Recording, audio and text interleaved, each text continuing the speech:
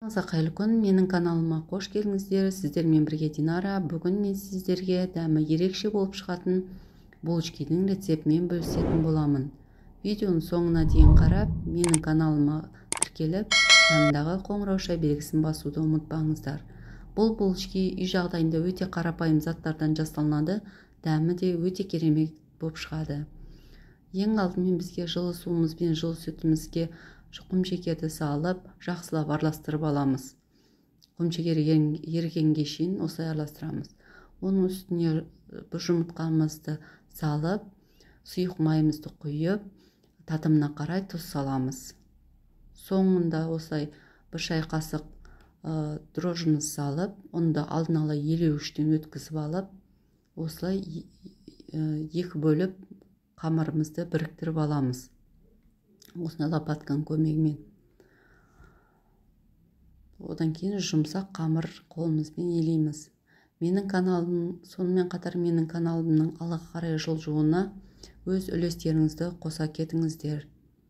Осы видеоның астына комментария жазыңыздар. Осылай қамырды елеп, қолымызбен қамырымызды жылы жерге 1 сағатқа қойып қоямыз, ашқанға шейін. Қамырымыз ашыды, оны қолымыздың көмегімен екі бөлікке бөлеміз.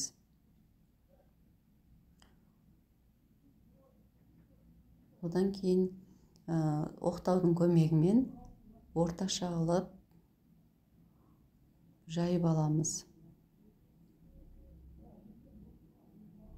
Қамырымыз орташа болу керек, қатты қалың да болмау керек, жұқа да болмау керек. Оның үстіне сары майымызды ертіп алып, жағып,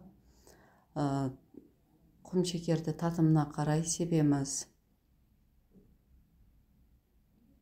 Корицаны сеуіп,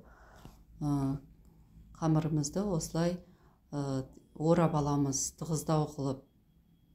Қамырымыз ашымау үшін осылай жан-жақтарын бүріп қоямыз. Пышақтың көмегімен осылай белгілеп аламыз. Жіптің көмегімен осылай кесіп аласыздар. Пышақпен емес, осылай жіптің көмегімен. Сонда әдемі болып шығады булочкилеріңіз. Бетіне сары майымыз, сары уызын, жұмыртқаның сары уызын жағып, посыпкамызды дайындап, осылай посыпкамызды дайындап, булочкиміздің бетіне сеуіп, қызып тұрған пешке 200-220 градусқа пісіріп аламыз. Булочкиміз дайын. Менің каналыма тіркелуді ұмытпаңыздар.